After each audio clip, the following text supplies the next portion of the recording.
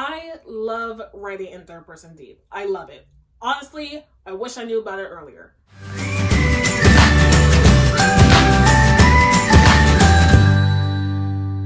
Hey guys, it's Beverly Reads, and we're going to be talking about writing in third person deep. Now before I get into it, please take a moment to subscribe to my channel and make sure you hit the notification button so you can be aware whenever I make a new video.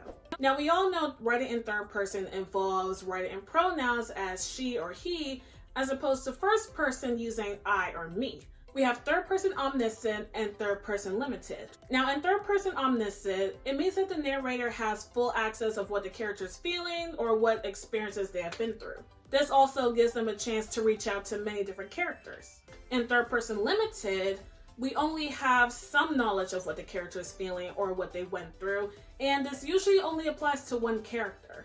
With third person deep, it actually takes a step beyond to what third person omniscient is. I am able to go in full depth of how the character is feeling.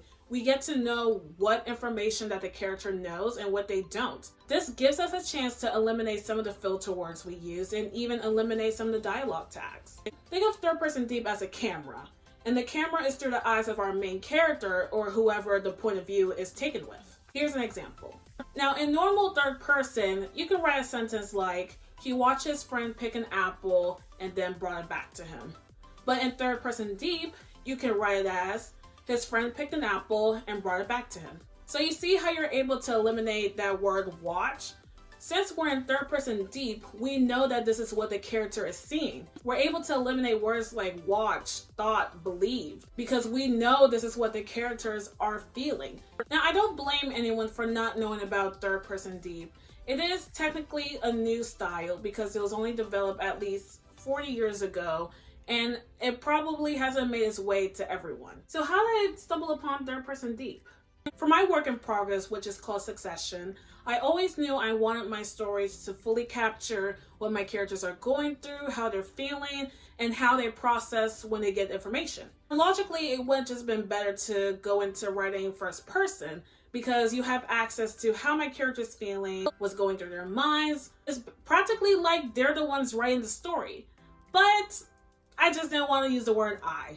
What I love most about third person deep is that you get to work with whatever information the character has. In one of my chapters, one of my main characters, Leon, spreads a rumor because of some things he's heard and how he felt about the situation.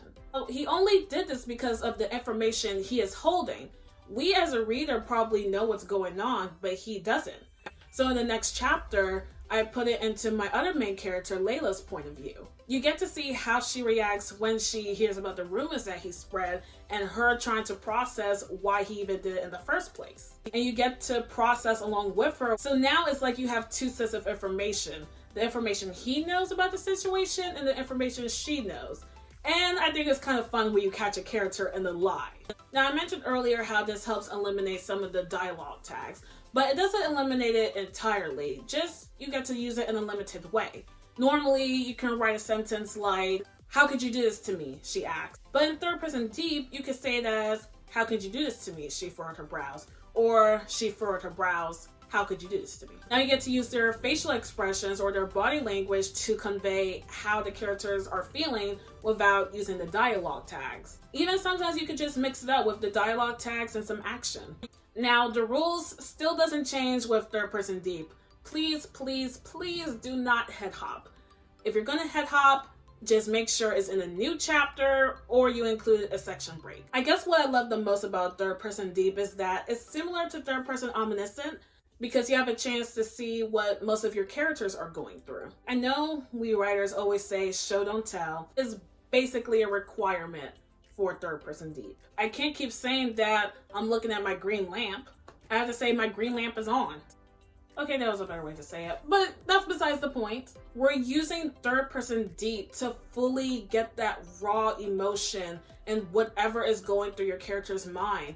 I love how I get to show how my character processes information and how they're handling fear, stress, or anxiety. Now, there is a such thing as going too deep with third person deep. Even though we're able to do this point of view with most of our characters, doesn't mean that every character should have their own point of view. When I started my work in progress, my chapters begin with going through the minds of my first main character, which was Layla. By the time I got to the 4th chapter, I opened it to my second main character, Leon. I think it didn't take me until maybe close to the 20th chapter for me to insert a third point of view.